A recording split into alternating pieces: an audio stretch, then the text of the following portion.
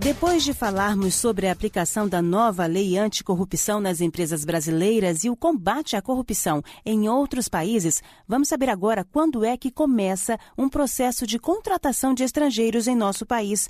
Vamos conversar com o advogado Sérgio Botinha, que é especialista em direito internacional. Doutor Sérgio, muito bom dia. Bom dia, Elaine. Eu que agradeço a oportunidade. Quais são os principais fatores que levam à contratação de estrangeiros no Brasil, doutor Sérgio? Normalmente, falta de mão de obra.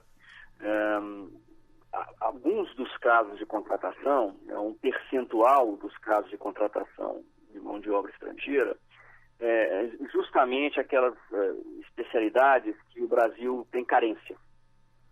Hoje em dia, nós temos uma carência muito grande no setor de óleo e gás, por isso dos projetos aí da Petrobras e pré-sal, no campo do petróleo. Há uma carência muito grande também no setor de TI, tecnologia de informação. Isso, na verdade, é no mundo inteiro, que faltam profissionais, né? Eu costumo dizer que o mundo inteiro está online hoje em dia. Faltam programadores, né? Faltam desenvolvedores de plataformas. E também a engenharia. Faltam engenheiros no Brasil. Né? Recentemente até vimos também o caso da medicina, né? Com essa questão aí dos médicos de Cuba, né? E de outros países também, em Portugal. Então, a carência de mão de obra especializada, com educação específica num determinado tema, é uma das razões pelas quais há a contratação de mão de obra estrangeira. E a gente tem aqui... Não obstante isso, tem muita mão de obra com qualificação menos especializada, e aí por outras razões, a vontade mesmo do imigrante migrar e viver em um outro país, alguma outra razão que o faz vir ao Brasil, países onde não há muitas oportunidades, como o Haiti, há muitos bolivianos no país, colombianos, angolanos, etc. E a gente tem aqui em nosso país, doutor Sérgio Botinha, uma legislação específica que trate desse tipo de contratação? Sim, o Estatuto do Estrangeiro, há algumas normas constitucionais acerca do estrangeiro, há também o Estatuto do Estrangeiro, que data de 1980, mas todos esses textos e normas são bem genéricos, e o que rege mesmo são as resoluções do Conselho Nacional de Imigração. E como é que é a tramitação jurídica, então, para fazer todo o processo de legalização da contratação de um estrangeiro por aqui? Bom, Elaine, o processo começa nos consulados. A pessoa tem que estar no exterior. Né? Até uma crítica que o pessoal geralmente faz às resoluções. Você vê aí até alguns casos de jogador de futebol que é contratado pelo clube, mas ele tem que voltar ao país somente para carimbar o passaporte no consulado, e depois ele retorna, somente por essa burocracia, né? Mas, enfim, são as normas que se entendem necessárias para a segurança do procedimento. Então, o trâmite envolve, na maioria dos casos, né, porque existem vários tipos de visto, né, tem visto para investidor, tem visto para trabalho temporário, para técnico, para missionário de igrejas, visto para palestras. Palestra não é bem um tipo de trabalho, né, porque é só realmente o tempo da palestra. Mas existem vários tipos de visto e cada um segue um trâmite. Normalmente, a regra mais ou menos genérica é que a pessoa começa o procedimento no consulado, há também um trâmite no Ministério do Trabalho, tá? E no Ministério das Relações Exteriores. Geralmente envolve esses ministérios. Sim. E a Polícia Federal, em alguns casos, também que está no âmbito do Ministério da Justiça. Então, o interessado faz o pedido, né? Esse pedido ele passa pelo Ministério do Trabalho, que vai analisar, né, a possibilidade ou não da concessão do visto. Tá? Concedendo, isso vai ao Ministério das Relações Exteriores, que emite a autorização da concessão ao consulado correspondente. Então, passa pelo Ministério do Trabalho, Ministério das Relações Exteriores e consulado. A pessoa, então, vai ao consulado para emitir o visto. Alguns consulados têm a discricionariedade de também opinarem acerca do procedimento, eles optam por fazerem, todos têm essa discricionariedade, mas só alguns a exercem, e também fazem análise da documentação e da capacitação e da elegibilidade daquele estrangeiro. Uma vez sendo estampado o visto, o estrangeiro já pode vir ao Brasil para aqui residir. Sim. E quem não observa regras na hora de contratar um estrangeiro no Brasil está sujeito a que tipos de problemas no judiciário, doutor Sérgio? Com vários problemas, né? A primeira questão da contratação irregular, né? de mão de obra. Pode ter problemas com o Ministério do Trabalho. Sem contar alguns casos em que a gente tem notícia de trabalho análogo à condição de escravo. Veja bem, o estrangeiro, em alguns casos, vem ao Brasil trabalhar porque no local onde ele residia anteriormente não havia condições. Às vezes situações de guerra civil e tudo mais. Um exemplo claro disso são os haitianos. E há uma situação muito parecida também com alguns bolivianos, angolanos também, pessoal da África.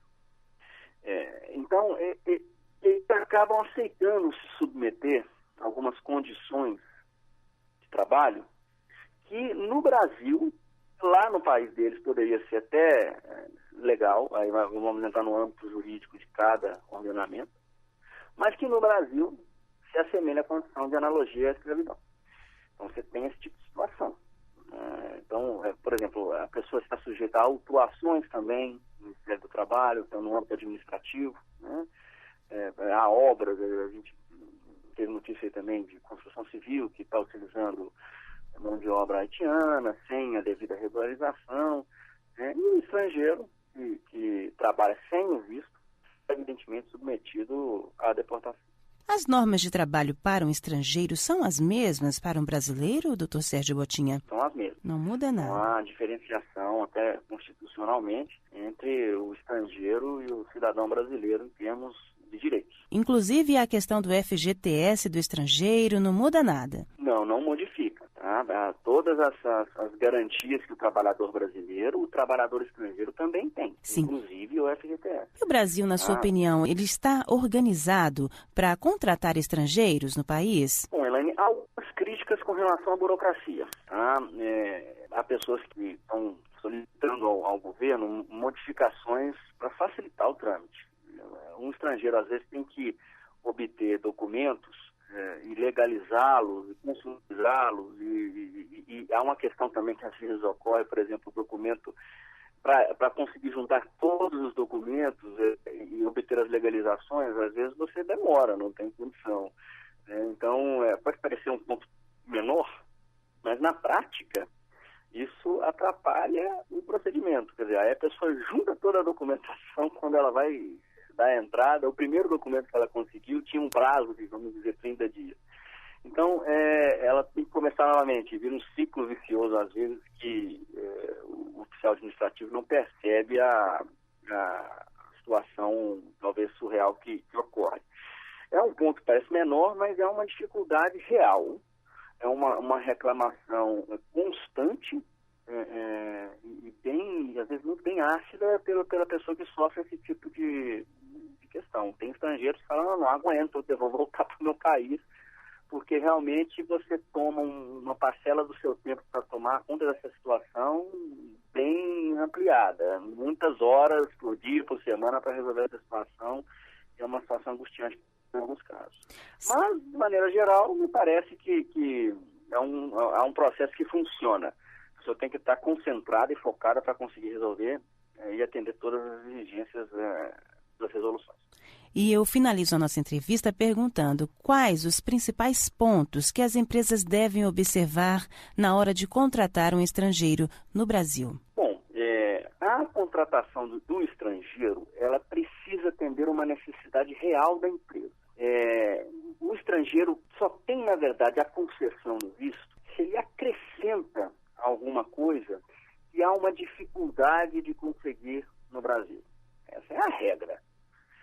Então, aquele estrangeiro que não tem uma especialização, uma habilidade específica, ele até pode, em alguns casos, com a demonstração bem assim, caso a caso, pelo empregador, da necessidade daquele empregado, conseguir o visto. E consegue.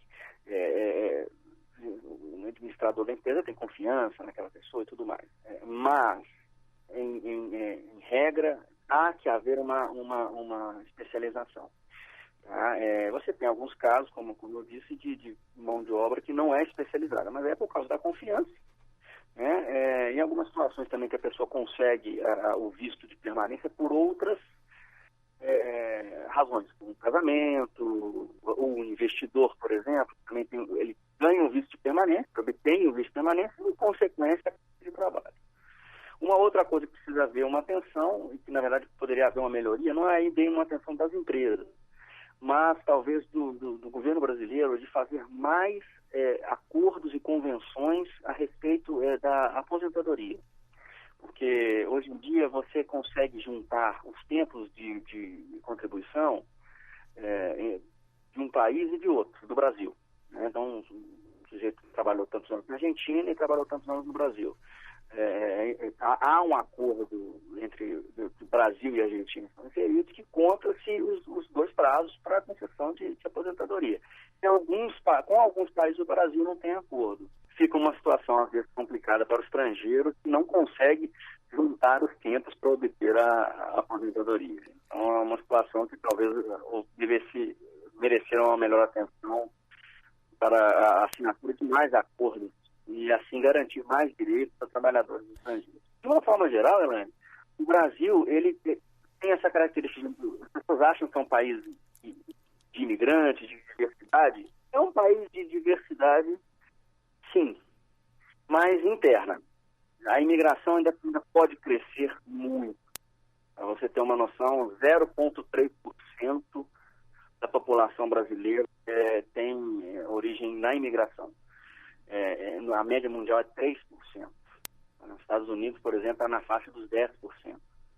Então, há muito espaço para ampliar a imigração no Brasil, contribui para o desenvolvimento, tá? Contribui para a empresa ter uma outra cultura envolvida nos seus processos. Então, é um fator de crescimento, de agregação para a economia do país. Acho que a gente pode abrir mais as nossas fronteiras nesse sentido. E o Brasil é um país receptivo, o brasileiro é receptivo por natureza. Deveria exercer isso com mais liberdade na imigração.